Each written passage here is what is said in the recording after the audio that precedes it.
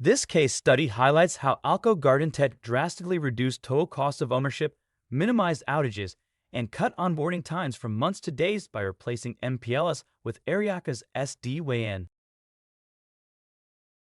Before working with Aryaka, Gardentech faced high costs maintaining their MPLS network, long onboarding times for new sites, frequent outages, and slow cloud performance, especially with Microsoft 365.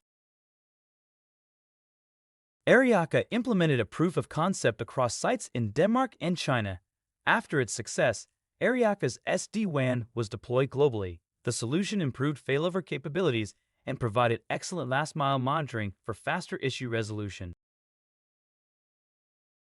With Aryaka, reduced onboarding times from months to days.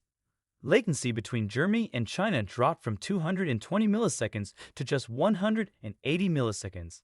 They also lowered their total cost of ownership by using global internet providers for the last mile.